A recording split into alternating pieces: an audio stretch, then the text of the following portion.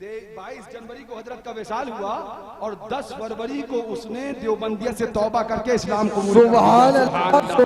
यही एक गांव है गालिबन बाजीतपुर उसका नाम है। मुझे दावत आई और कहा गया हजरत वहाँ के 80% बच्चे सुन्नियों के देवबंदियों के मदरसे में जाते हैं, आपकी तकरीर की सख्त जरूरत है। मैंने गालिबन बढ़िया में तकरीर करी थी और वहाँ किताबों के हवालों के साथ 2 नौजवान आए मेरे पास कि हजरत जो तकरीर आपने यहाँ फरमाई ये बढ़िया वहाँ बाजीतपुर में इसकी जरूरत है। मैंने कहा क्यों? तो उन्होंने ये कंडीशन बताई 80% सुन्नी है और सबके बच्चे देवबंदी मदरसे में पढ़ते हैं। तो मैंने कहा तुम्हारी क्या पोजीशन? बोले हजरत हम गरीब हैं। मैंने कहा तुम एक तखत बिछाना, माइक ना हो तो मैं पैसा दूंगा, माइक लगाना, मैं अपने किराए से आऊंगा, अपने ही किराए से वापस जाऊंगा, खाना मदरसे पे खा के आऊंगा। सुभान अल्लाह सुभान करो और मैं तबलीग दीन करने आऊंगा। मैं आया यहाँ कमरे में क्योंकि अब्बू से हर चीज पूछ के जाता था, फिर वहां से बढ़िया से उससे वादा तो कर लिया कि तुम रखो तारीख, मैं आऊंगा, अपने किराए से आऊंगा, कम पड़े जो नजरा तुम्हें माइक में और टेंट में वो बताना, मैं अपने पास से दूंगा। आया अब्बू के पास बैठा, अब्बू बोले बेटा प्रोग्राम हो गया, सारी तफसील पूछते थे, सब बताई, फला थे, ये हुआ, तुमने क्या बोला, ये बोला, ठीक है बेटा। फिर मैंने कहा बाजीतपुर के कुछ लोग आए, उन्होंने ये कहा, तो मुस्कुरा के फरमाया अच्छा बाजीतपुर से लोग तुम्हें बुलाने आ गए? हमने कहा क्यों? बोले मुझे तो नहीं बुलाया। मैंने कहा अच्छा तो मुझे फिर नहीं जाना चाहिए? बोले अच्छा बात क्या है? मैंने अपनी बात बताई। बोले बेटा तब तो तुम्हें जाना है। सुभान अल्लाह सुभान अल्लाह। अब सुनो औलाद का दर्द रखने वालों सुनो, हमारे वालिद थे, हमसे कितनी मोहब्बत करते थे ये हम जानते हैं जी। कभी कोई 36 साल में बिहम्दिल्लाह कभी हजरत ने गम देखने नहीं दिया, कभी गम हजरत ने देखने नहीं दिया।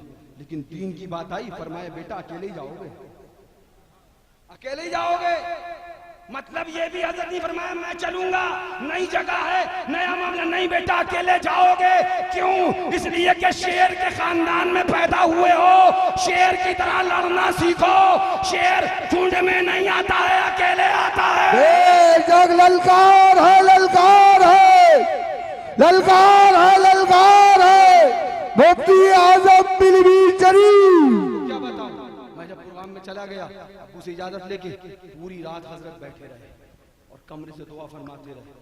और मैं हजरत जानते थे खतरा है, हजरत जानते थे देवबंदियत मजबूत है, सारे मामला है कुछ भी, लेकिन हजरत दुआ फरमा। जब मैं वापस आया तो मैंने कहा बुआ आप जग रहे हैं? बोले बेटा तुम कुरान से हुआ? मैंने कहा हुआ। क्या हुआ? मैंने कहा तकरीर तो पूरी कर दी है, अब रिजल्ट कल मिलेगा, लोगों ने वादा कर दिया। 3.5-3 घंटा मैंने किताबें दिखा के बयान। दूसरे दिन सुभान अल्लाह फोन भी आया वहां से, हजरत 90% 80% जितने जाते थे सब ने अपने बच्चों को रोक लिया है। सुभान अल्लाह सुभान अल्लाह सुभान अल्लाह। रद्दे वाबिया से क्या होता है सुनो, ये मछली बाजार का बंदा मोहम्मद आमिर बैठा है, मोहम्मद आमिर मछली बाजार का। किधर गया भाई? हमने कहा था हम मजमे में तुम्हें बुलाएंगे, पता नहीं बेचारा कहाँ गया। मोहम्मद आमिर हजरत के विसाल से पहले देवबंदी था।